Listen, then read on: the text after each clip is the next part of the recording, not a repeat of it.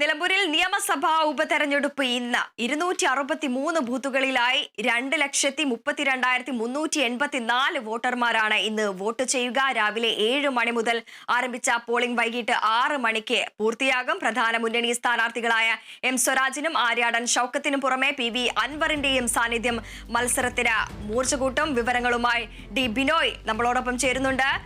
ബിനോയ്, നിലമ്പൂരിൽ ഉപതെരഞ്ഞെടുപ്പ് നടന്നുകൊണ്ടിരിക്കുകയാണ്. വോട്ടെടുപ്പ് തുടങ്ങി. ബൂത്തുകളെല്ലാം തന്നെ എത്രത്തോളം സജ്ജമാണ്? ക്രമീകരണങ്ങൾ എങ്ങനെയൊക്കെയാണ്? നിലവിലെ സാഹചര്യം?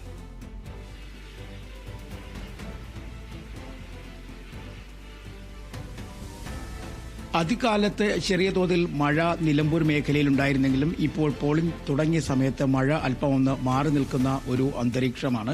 കഴിഞ്ഞ ദിവസങ്ങളിലൊക്കെ കൊട്ടിക്കലാശത്തിലും ഒപ്പം തന്നെ പ്രചരണ വേളകളിലുമൊക്കെ കണ്ട ഒരു ആവേശം ഈ പോളിംഗിലും ഉണ്ടാകുമെന്നുള്ള പ്രതീക്ഷയാണ് സ്ഥാനാർത്ഥികൾ ഉൾപ്പെടെയുള്ളവർ പങ്കുവയ്ക്കുന്നത്. കാരണം എല്ലാ ആളുകളെയും പോളിംഗ് ബൂത്തിലേക്ക് എത്തിച്ചുകൊണ്ട് ഏകദേശം പരമാവധി ഒരു 1,75,000-ലധികം വോട്ടുകൾ പോൾ ചെയ്യിക്കുക എന്നൊരു ലക്ഷ്യം തന്നെ അവരുടെ ഈ രാഷ്ട്രീയ പാർട്ടികളുടെ എല്ലാം തന്നെ മുന്നിലുണ്ട്. അത്തരത്തിലൊരു ക്രമീകരണങ്ങൾ അവർ നടത്തിയിട്ടുമുണ്ട്. നാം നേരത്തെ സൂചിപ്പിച്ചതുപോലെ തന്നെ ഈ പരമാവധി വോട്ട് ചെയ്തുകൊണ്ട് പോളിംഗ് ശതമാനം വർദ്ധിപ്പിക്കുക എന്ന് പറയുമ്പോഴേക്കും കഴിഞ്ഞ തെരഞ്ഞെടുപ്പിൽ, അതായത് 2021 തെരഞ്ഞെടുപ്പിൽ 76.6% പോളിംഗ് ആണ് നടന്നത്. അതിന് തൊട്ടു പിന്നാലെ നടന്ന പാർലമെന്റ് ഉപതെരഞ്ഞെടുപ്പ്, അതായത് പ്രിയങ്ക ഗാന്ധി മത്സരിച്ച സമയത്ത് അവിടുത്തെ പോളിംഗ് ശതമാനം വളരെ കുറഞ്ഞു, 71% താഴുകയും ചെയ്തിരുന്നു.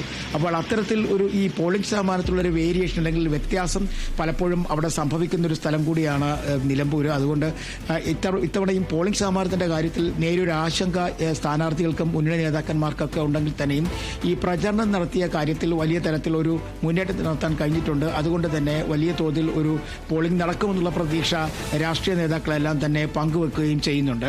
നേരത്തെ സൂചിപ്പിച്ചതുപോലെ 2 ലക്ഷത്തിലധികം, അതായത് 2,32,384 വോട്ടർമാരാണ് അവിടെ ഉള്ളത്, നിലമ്പൂരിലുള്ളത്. അതിൽ 7,787 പേർ കന്നി വോട്ടർമാരാണ്. ഈ കഴിഞ്ഞ പാർലമെന്റ്, അതായത് ഉപതെരഞ്ഞെടുപ്പിന് ശേഷമാണ് ഇവരെ കൂടി ഉൾപ്പെടുത്തിക്കൊണ്ടുള്ള വോട്ടർ പട്ടിക പുതുക്കിയിരിക്കുന്നത്. അങ്ങനെ യുവാക്കൾക്ക് കൂടി ഹരം പകരുന്ന തരത്തിൽ, ആവേശം പകരുന്ന തരത്തിലുള്ള ഒരു തെരഞ്ഞെടുപ്പായി ഇത് മാറപ്പെടും എന്ന് നമുക്ക് കാണാൻ കഴിയും. കാരണം പ്രായമായവരാണ് അധികവും ഇപ്പോൾ പോളിംഗ് ബൂത്തിലേക്ക് എത്തിക്കൊണ്ടിരിക്കുന്നത്. മൊത്തം 7 പഞ്ചായത്തുകളും നിലമ്പൂർ നഗരസഭയും ചേരുന്നതാണ് നിലമ്പൂർ മണ്ഡലം.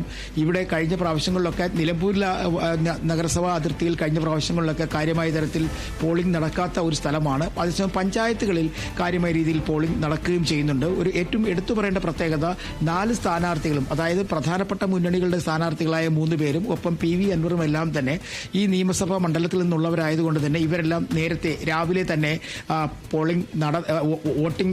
വോട്ട് ചെയ്യും. ഒപ്പം എം സ്വരാജ് തന്റെ വീട്ടിൽ നിന്നും വോട്ട് ചെയ്യുന്നതിന് വേണ്ടി നിലമ്പൂർ മുനിസിപ്പാലിറ്റി അതിർത്തിയിലുള്ള സ്കൂളിലേക്ക് പുറപ്പെട്ടു കഴിഞ്ഞിരിക്കുന്നു.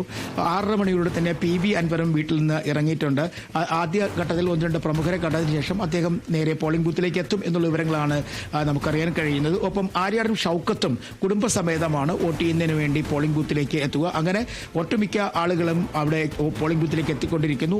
നേരത്തെ തന്നെ ഏറെ വിവാദങ്ങൾ സൃഷ്ടിച്ച പലതരത്തിലുള്ള സൈബർ ആക്രമണത്തിന് വിധേയമായ നിലമ്പൂർ ഐഷയും വോട്ട് ചെയ്യുന്നതിന് വേണ്ടി പോളിംഗ് സ്റ്റേഷനിലേക്ക് എത്തിക്കഴിഞ്ഞിരിക്കുന്നു. അങ്ങനെ പല പ്രമുഖരും ഇപ്പോൾ രാവിലെ തന്നെ പോളിംഗ് ബൂത്തുകളിലേക്ക് എത്തിക്കൊണ്ടിരിക്കുന്ന ഒരു കാഴ്ചയാണ് നമുക്ക് നിലമ്പൂരിൽ നിന്ന് കാണാൻ കഴിയുന്നത്. മഴ മാറി നിൽക്കുകയാണെന്നുണ്ടെങ്കിൽ പോളിംഗ് ശതമാനത്തിൽ കാര്യമായ വർധനയുണ്ടാകും എന്നുള്ള പ്രതീക്ഷ രാഷ്ട്രീയ നേതാക്കൾ നമ്മളോടൊപ്പം പങ്കുവയ്ക്കുന്നുണ്ട്. അത്തരത്തിലൊരു പ്രചരണ പരിപാടി തന്നെയാണ് നിലമ്പൂരിൽ നടന്നതും. കാരണം 23 ദിവസമാണ് കിട്ടിയതെങ്കിൽ പോലും ആ 23 ദിവസവും പരമാവധി ആളുകളെ സംഘടിപ്പിച്ചുകൊണ്ട് ആൾക്കൂട്ടത്തിൽ നിന്നുകൊണ്ടുള്ള, അല്ലെങ്കിൽ ആൾക്കൂട്ടത്തിന്റെ സഹായത്തോടു കൂടിയുള്ള ഒരു തെരഞ്ഞെടുപ്പ് പ്രചരണ പരിപാടിക്ക് വേദിയാവുകയായിരുന്നു നിലമ്പൂർ. അത് നമ്മൾ കഴിഞ്ഞ ഒരാഴ്ചക്കുള്ളിൽ കാണുകയും ചെയ്തു. പ്രമുഖരായ നേതാക്കന്മാരെ എല്ലാം പങ്കെടുപ്പിച്ചുകൊണ്ട് വലിയ തരത്തിലുള്ള റോഡ് ഷോ സംഘടിപ്പിച്ച് വോട്ടർമാരെ ആകർഷിക്കുന്ന തരത്തിലുള്ള ഒരു പ്രചരണ പരിപാടിയായിരുന്നു നിലമ്പൂരിൽ ആകമാനം സംഘടിപ്പിക്കാൻ എല്ലാ രാഷ്ട്രീയ പാർട്ടികളും തയ്യാറെടുത്തത്. ഒപ്പം വാദപ്രതിവാദങ്ങൾക്കും ഒപ്പം അതുപോലെ തന്നെ ഈ അങ്ങോട്ടും ഇങ്ങോട്ടുമുള്ള പക്ഷം ചേർന്നു നിന്നുള്ള വെല്ലുവിളികൾക്കും ഒക്കെ തന്നെ നിലമ്പൂർ വേദിയായി. പ്രത്യേകിച്ചും തെരഞ്ഞെടുപ്പിന്റെ ആദ്യ നാളുകളിൽ സ്ഥാനാർത്ഥി പ്രഖ്യാപന സമയത്തൊക്കെ തന്നെ PV അൻവർ ഉയർത്തിയ അവകാശവാദങ്ങൾ, വെല്ലുവിളികൾ, പിന്നീടുണ്ടായ മാറ്റങ്ങൾ, ഇത്തരം ഒക്കെ കാര്യങ്ങളൊക്കെ ഇതിനെല്ലാം തന്നെ നിലമ്പൂർ സാക്ഷിയായി എന്നുള്ളതാണ് ഏറ്റവും വലിയ പ്രത്യേകത. ഇതിൽ ഏകദേശം പ്രശ്നബാധിത ബൂത്തുകളായി പറയപ്പെടുന്നത് 14 ബൂത്തുകളാണ്. അവിടെ വെബ്കാസ്റ്റിംഗ് ഉൾപ്പെടെയുള്ള സംവിധാനങ്ങൾ ഏർപ്പെടുത്തിയിട്ടുണ്ട്. ആദിവാസി മേഖലയുമായി ബന്ധപ്പെട്ട 3 ബൂത്തുകൾ ഉണ്ട്. ചാലിയാർപ്പുഴ കടന്ന് കഴിഞ്ഞ ദിവസം ഈ പോളിംഗ് ഓഫീസർമാരടങ്ങുന്ന സംഘം ചങ്ങാടത്തിൽ പോകുന്ന കാഴ്ചകളും നമ്മൾ കണ്ടതാണ്. അത്രയും ദുർഘടം പിടിച്ച സ്ഥലങ്ങളിൽ പോലും പോളിംഗ് ബൂത്തുകൾ ഉണ്ട് എന്നുള്ളതാണ്. ഈ ഉപതെരഞ്ഞെടുപ്പാണെങ്കിൽ പോലും പരമാവധി വോട്ടർമാരെ പോളിംഗ് ബൂത്തുകളിലേക്ക് എത്തിക്കുന്നതിന് വേണ്ടിയുള്ള എല്ലാ സംവിധാനങ്ങളും ജില്ലാ ഭരണകൂടം ഒരുക്കിയിട്ടുണ്ട് എന്നുള്ളതാണ് ഏറ്റവും വലിയ പ്രത്യേകത. കാരണം അത്തരത്തിലൊരു നീക്കം ഇലക്ഷൻ കമ്മീഷന്റെ ഭാഗത്തുണ്ടായി. ഈ വളരെ ചുരുങ്ങിയ ദിവസമാണ് ഈ പോളിംഗുമായി ബന്ധപ്പെട്ട് സംവിധാനങ്ങൾ ഒരുക്കുന്ന ലഭിച്ചെങ്കിൽ പോലും അത് കൃത്യമായി ഉപയോഗപ്പെടുത്തുവാൻ ജില്ലാ ഭരണകൂടവും ഇലക്ഷൻ കമ്മീഷനും ഒക്കെ നന്നായി പണിയെടുത്തു എന്നുള്ളത് വ്യക്തമാണ്. 263 പോളിംഗ് സ്റ്റേഷനുകളിലും എല്ലാ തയ്യാറെടുപ്പുകളും പൂർത്തിയായിരുന്നു. 6:30 മണിയോടുകൂടി തന്നെ മോക്ക് പോളിംഗ് പൂർത്തിയായി. ഇതിനപ്പുറത്തേക്ക് കടക്കുമ്പോഴേക്കും രാഷ്ട്രീയപരമായി എല്ലാ ആളുകളും വലിയ തരത്തിൽ ഉറ്റുനോക്കുന്ന ഒരു തെരഞ്ഞെടുപ്പ് കൂടിയാണ് നിലമ്പൂർ. പ്രത്യേകിച്ചും ഇനി വരാൻ പോകുന്നത് തദ്ദേശഭരണ സ്ഥാപനങ്ങളിലേക്കുള്ള തെരഞ്ഞെടുപ്പും അതിനൊപ്പം തന്നെ നിയമസഭാ തെരഞ്ഞെടുപ്പുമാണ്. തദ്ദേശഭരണ സ്ഥാപനങ്ങളിലേക്കുള്ള തെരഞ്ഞെടുപ്പിന് തൊട്ട് മുന്നോടിയായുള്ള ഒരു സെമി ഫൈനൽ എന്ന് വേണമെങ്കിൽ നിലമ്പൂർ ഉപതെരഞ്ഞെടുപ്പിനെ നമുക്ക് പറയാൻ കഴിയും, വ്യാഖ്യാനിക്കാൻ കഴിയും. അത്തരത്തിൽ ഒരു നീക്കം എല്ലാ രാഷ്ട്രീയ പാർട്ടികളും ഇതിനെ കാണുകയും ചെയ്തിരുന്നു. കാരണം വലിയ തരത്തിലുള്ള രാഷ്ട്രീയ ശ്രദ്ധ ഈ മണ്ഡലത്തിലേക്ക് എത്തപ്പെട്ടു എന്നുള്ളതാണ് എടുത്തു പറയേണ്ട ഒരു കാര്യം. കേരളത്തിലുള്ള മുഴുവൻ പാർട്ടികളുടെയും നേതാക്കന്മാർ നിലമ്പൂരിലേക്ക് എത്തി പ്രചരണത്തിൽ പങ്കാളികളാകുന്ന കാഴ്ചയും നമ്മൾ കണ്ടതാണ്. അങ്ങനെ കേരളം കണ്ട ഉപതെരഞ്ഞെടുപ്പുകളിൽ ഏറ്റവും ശ്രദ്ധേയമായ ഉപതെരഞ്ഞെടുപ്പ്, വീറും വാശിയുമേറിയ ഉപതെരഞ്ഞെടുപ്പ്. മുഖ്യമന്ത്രി തന്നെ 4 ദിവസത്തോളം തന്നെ ഈ മണ്ഡലത്തിൽ കേന്ദ്രീകരിച്ചു എന്നുകൊണ്ട് പ്രവർത്തിച്ചു. എല്ലാ പഞ്ചായത്തുകളിലും മുഖ്യമന്ത്രിയുടെ സാന്നിധ്യമുണ്ടായിരുന്നു. ഭരണരംഗത്തെ വികസന പ്രവർത്തനങ്ങളൊക്കെ തന്നെ എടുത്തു കാട്ടിക്കൊണ്ട് പറഞ്ഞുകൊണ്ടുമൊക്കെ നടത്തിയ ഒരു പ്രചരണമായിരുന്നു. ഒപ്പം ഇതിനിടയിൽ കടന്നുകൂടപ്പെട്ടത് ഒരു ജമാഅത്തെ ഇസ്ലാമിയുമായി ബന്ധപ്പെട്ട വിവാദങ്ങളായിരുന്നു. ജമാഅത്തെ ഇസ്ലാമി നിരുപാധിക പിന്തുണ UDF-നെ അറിയിച്ചതോടെ തന്നെ CPM കേന്ദ്രങ്ങളിൽ നിന്നും വലിയ തരത്തിലുള്ള പ്രത്യാരോപണങ്ങൾ ഉയർന്നു പൊന്തി. അതിനെ വർഗീയപരമായി ചിത്രീകരിക്കാൻ ശ്രമിച്ചെങ്കിലും UDF കൃത്യമായി അതിനെ നേരിടുന്ന കാഴ്ചയും നമ്മൾ കണ്ടു. പ്രതിപക്ഷ നേതാവ് തന്നെ രംഗത്തെത്തിക്കൊണ്ട് ജമാഅത്തെ ഇസ്ലാമിയുടെ മുഖം പഴയതിൽ നിന്ന് മാറപ്പെട്ട് കഴിഞ്ഞിരിക്കുന്നു. അതിനൊരു ജനാധിപത്യപരമായ അവരുടെ തത്വസംഹിതങ്ങളിൽ മാറ്റം വരുത്തിക്കൊണ്ട് ജനാധിപത്യപരമായ ഒരു മുഖം ഇപ്പോൾ ജമാഅത്തെ ഇസ്ലാമിക്ക് ലഭ്യമായിരിക്കും എന്നൊക്കെ പറഞ്ഞുകൊണ്ട് പ്രതിപക്ഷ നേതാവ് തന്നെ വന്നിരുന്നു. UDF-നകത്ത് തന്നെ ജമാഅത്തെ ഇസ്ലാമിയെ ഒപ്പം കൂട്ടുന്നതിനോട് ചില കല്ലുകടികളുണ്ടെങ്കിൽ പോലും അതൊക്കെ മറച്ചു വെച്ചുകൊണ്ട് നിലമ്പൂരിലെ വിജയം അതിനപ്പുറത്തേക്ക് മറ്റൊന്നുമില്ല എന്ന് ഒറ്റക്കെട്ടായി UDF ഘടകകക്ഷികൾ പ്രവർത്തിക്കുന്നതും നമ്മൾ കണ്ടതാണ്. അല്പം അകന്നു നിന്നിരുന്ന ലീഗിനെ ഒപ്പം നിർത്തുന്നതിന് വേണ്ടി നേതാക്കന്മാരെല്ലാം പണിയെടുത്തിരുന്നു. അവസാന ഘട്ടത്തിൽ ലീഗ് നേതാക്കന്മാരും കോൺഗ്രസ് നേതാക്കന്മാരും ഒരുമിച്ച് നിലമ്പൂരിന്റെ മേഖലകളിൽ വോട്ട് പിടിക്കാൻ പോകുന്ന കാഴ്ചയും നമ്മൾ കണ്ടിരുന്നു. LDF ആകട്ടെ കൃത്യമായി അവരുടെ നേരത്തെ തയ്യാറാക്കിയിരുന്ന അല്ലെങ്കിൽ പരമ്പരാഗത രീതിയിൽ നിന്ന് മാറിയതുകൊണ്ട് നേരത്തെ തയ്യാറാക്കിയിരുന്ന രീതിയിൽ നിന്നൊക്കെ വ്യത്യസ്തമായി വളരെ ഉത്തരവാദിത്വ ബോധത്തോടു കൂടി നേതാക്കന്മാർ രംഗത്തെത്തുകയും പഞ്ചായത്തുകൾ കേന്ദ്രീകരിച്ച് അവരുടെ പ്രവർത്തനങ്ങൾ നടത്തുകയും പ്രവർത്തിക്കുകയും ഒക്കെ ചെയ്തിരുന്നു. അതേസമയം ഇവിടെ ഇരു മുന്നണികൾക്കും പ്രതീക്ഷ വയ്ക്കുന്ന 2-3 കാര്യങ്ങളുണ്ട്. കാരണം കഴിഞ്ഞ 2 പ്രാവശ്യമായി നിലമ്പൂരിൽ നിന്ന് വിജയിക്കുന്നത് PV അൻവറാണ്. ഇടത് സ്വതന്ത്രനായ PV അൻവറിന് കിട്ടിയ വോട്ടുകൾ അത് LDF-ന് വോട്ടിനപ്പുറത്തേക്ക് വ്യക്തിപരമായ എത്രയധികം വോട്ടുകൾ അൻവറിന് ലഭ്യമായിട്ടുണ്ട് എന്നുള്ള കണക്കുകൾ ഹരിച്ചും ഗുണിച്ചുമൊക്കെയാണ് ഇരു മുന്നണികളും അവരുടെ വിജയപ്രതീക്ഷകൾ പങ്കുവെക്കുന്നത്. കാരണം PV അൻവർ നേരത്തെ കോൺഗ്രസിനോടൊപ്പം നിൽക്കുകയും പിന്നീട് അവിടെ നിന്ന് മാറി നേരെ LDF-ന്റെ ചേരുകയും LDF-ന്റെ ഭാഗമായില്ല എങ്കിൽ പോലും പിന്തുണ സ്വീകരിച്ചുകൊണ്ട് മത്സരിച്ചപ്പോൾ 2016 അദ്ദേഹത്തിന് 11,700 വോട്ടുകളുടെ ഭൂരിപക്ഷം കിട്ടിയിരുന്നു. ആ വോട്ടുകൾ ഒരു പക്ഷേ ആര്യാടൻ മുഹമ്മദിനോടോ ആര്യാടൻ ഷൗക്കത്തിനോടോ ഉണ്ടായിരുന്ന വിദ്വേഷത്തിലുള്ള വോട്ടുകളാണ്.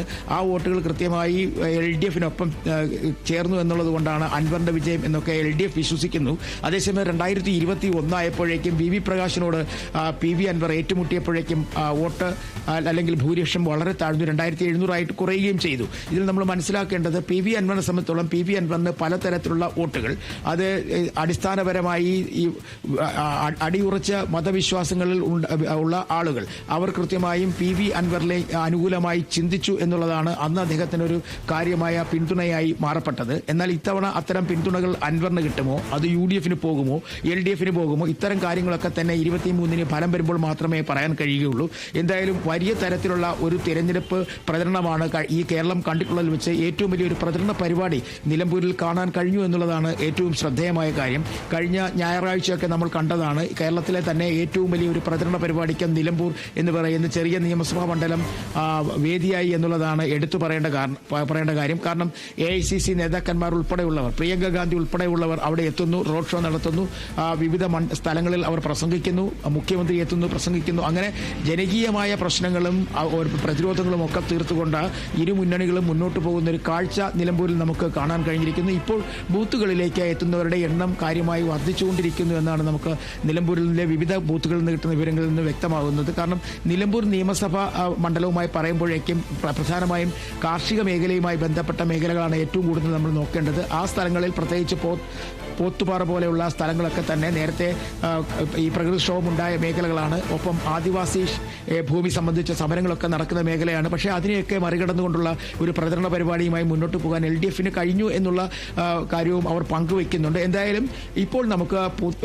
പോളിംഗ് ബൂത്തുകളിൽ നീട്ടുന്ന വിവരങ്ങൾ അനുസരിച്ച് പല ബൂത്തുകളിലും ചെറിയ നിരകൾ പ്രത്യക്ഷപ്പെട്ട് കഴിഞ്ഞിരിക്കുന്നു. ജോലിക്ക് പോകുന്നവരും കുടുംബിനികളും ഒക്കെ വിദ്യാർത്ഥികളും ഒക്കെ അടങ്ങുന്ന സംഘങ്ങൾ അങ്ങനെ പോളിംഗ് ബൂത്തുകളിലേക്ക് എത്തുന്ന ഒരു കാഴ്ചയാണ് നമുക്ക് കാണാൻ കഴിയുന്നത്. അങ്ങനെ വലിയ തരത്തിൽ ഒരു പോളിംഗ് എല്ലാ മുന്നണികളും ഇവിടെ നിന്ന് പ്രതീക്ഷിക്കുന്നുണ്ട്.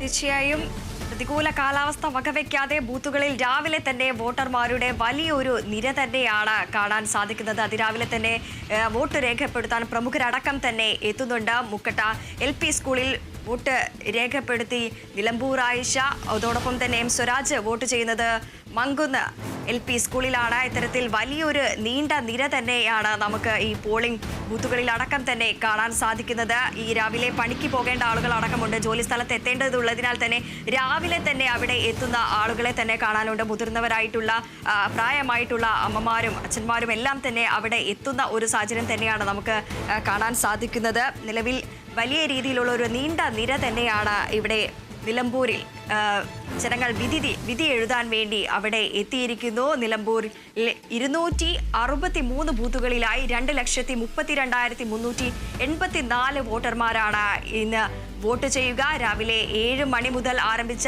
പോളിംഗ് വൈകിട്ട് 6 മണി വരെയാണ് നടക്കുക. പ്രധാന മുന്നണി സ്ഥാനാർത്ഥികളെല്ലാം തന്നെ ഇവിടെ രാവിലെ തന്നെ എത്തിയിട്ടുണ്ട്. M സ്വരാജ് അടക്കം തന്നെ അവിടെ നിലവിൽ എത്തിയിട്ടുണ്ട്. മാങ്കുന്ന് LP സ്കൂളിലാണ് M സ്വരാജ് വോട്ട് ചെയ്യുന്നത്. അത്തരത്തിൽ പ്രമുഖരടക്കം തന്നെ ഈ കേരളത്തിലെ പ്രമുഖരടക്കം തന്നെ ഇവിടെ എത്തിയിട്ടുണ്ട്.